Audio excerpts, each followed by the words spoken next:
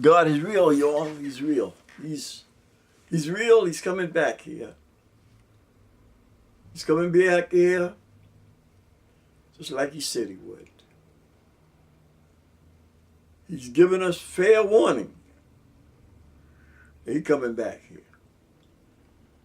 He's given us times that he has written in the word, in numbers, that he's coming back here.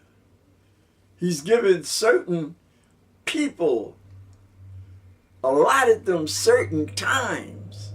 And he said, if you get out of hand, he said, for the elect's sake, I'll shorten. He said, I'll shorten the days of trials and tribulations. He didn't say he would lengthen them. He said he'll shorten them. He said, if the people who are called by my name will humble themselves. See, we got to humble ourselves to God. We can't be all big and bad and, I'm got this, I have this, I have that, I'm just too much for myself. We can't do that because God can't use you. He said humble. And when you humble yourself, then you pray.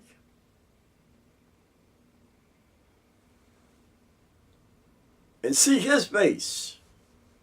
Seek his face. Not another person's face, but seek his face. You say, well, we don't know how God looks. So we follow the people who are teaching us God. Well, that's good. But what happened when they get off of the track? What happened when they done put what happened when they done put their face over God's face? Over his son's face? What happened with that? What happened when they are just unfair in showing you who is who? What if that's happening? What if that's happening? And then too, we're not supposed to just go fall in love with somebody that other than God. Because God said, hey, love the Lord with all thy heart and soul, and love your neighbor as you love yourself. That's what he said, but put him first. We got to put him first.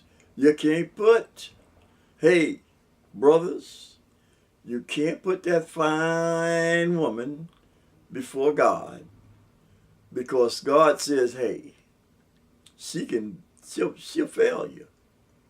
She sees somebody else, man, with some money or something that and she'll fail you. A woman, you can't put that man in front of you of God. You can't. Because he'll fail you. Leave you high and dry. But God said, I'm with you until the end of the world. That's what he said. I believe that. I believe the Hebrew God that we serve is with us until the end of this world. I believe it. He's shown me in my sickness that he's with me. He's showing me in my sickness, man. And I see it. And I believe he's fixing to show me more and more and more and more. Chandala makuba wala ekititiale bakum babasi elia wanjanya nyamuba ada elia kusa. I really believe it. I really, really do believe.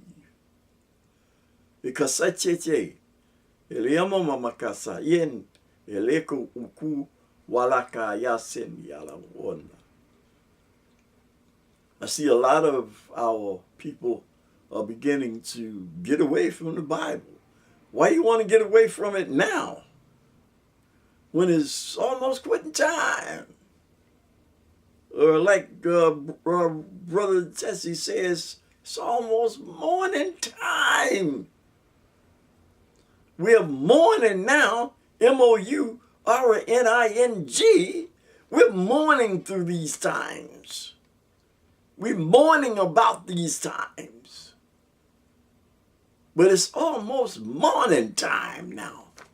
Or like the old folks used to say, it's almost morning time. Morning. MORNIN. Ain't got to be politically correct speaking no English. It's a jive language anyway. Some of the people on the other side of the pond, they speak it different than the ones over here. So, what's the English language? Hey, our language was taken away from us. Our language was taken away from us over here with the Native American. God knows how many languages they had over here. And then those that did go to Africa, or come from Africa, language was taken away from us too. So we have no choice but to speak this crazy language that can mean, one word can mean right and also mean wrong. I think that's the only language. The only language, I believe, where that is. It's ambiguous. It's an ambiguous language. You can say good, and good means good.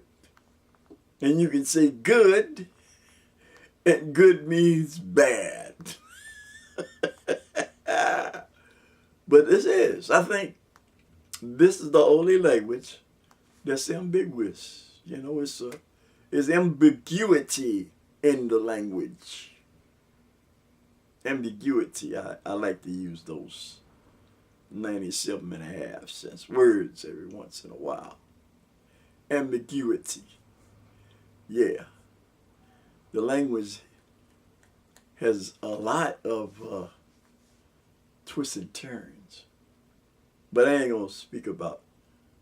not going to speak about your language, Mr. Charlie. Because you can talk it, boy. You can talk that stuff. But you go down south, man, Lord have mercy. You don't understand half what them people talking about down there. Because they understand what they want. You know, they don't get one.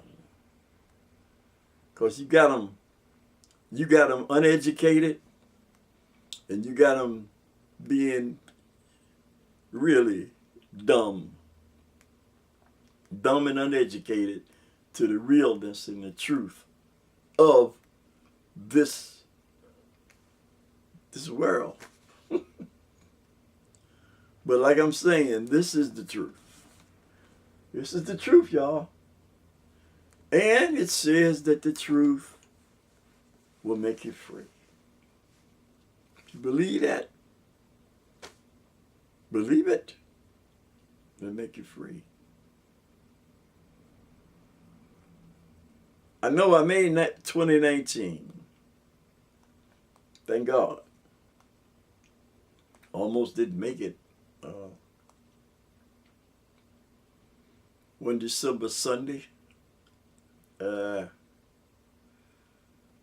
felt the wrath of God. I felt it. Bang. See, you know, and God knows how to get anybody's attention. You know, He gets anybody's attention. When you think you're too big, He gets your attention. When you think you got this going on, It gets your attention. It shakes you to the very core of your soul. Man, and I tell you one thing, I'm going to leave this with y'all. You got people that do bad things to people.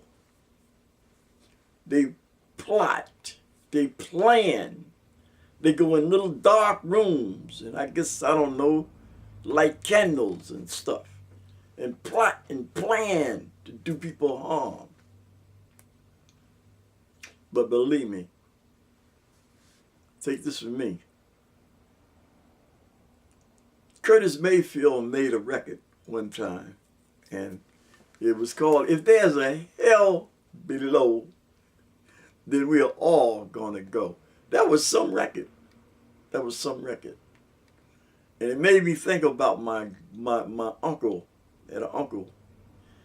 His name was Uncle Thomas Johnson Sr. That man could preach. And I only remember hearing him preach maybe as what, 2, 3, 4-year old. I don't know if I heard him preach too much later in life than that. But I'm going to tell you, that man could preach, and he could preach about hell. He preached about hell until, boy, and he look at you, even though you was little. He look at you and tell you that it's heaven or it's hell. Heaven or hell. I remember he used to startle me as a little kid. And I always thought about that.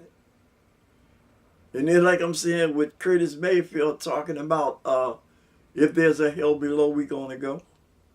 And when in my sickness, I was shown the most hideous sight that you'd ever want to see. I seen people passing by me that was so miserable, so miserable. And it was such a dark place. You know what I'm saying? It was a dark place. But they was miserable. Their faces was it was grotesque. Chandale makusa yada. Ingem bonya nye elebaka wala wakasa. And where they was at, I'll never forget it. You had to, you know how fire is, fire lights up. But where they were at, even the flame was dark.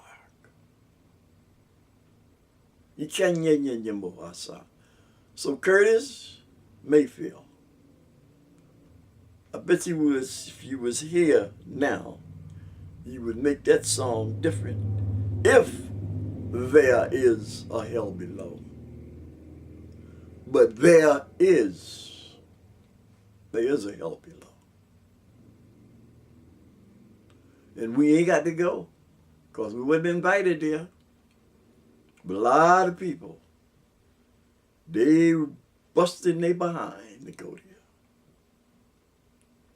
But if you knew what I knew, you wouldn't want to go. Thank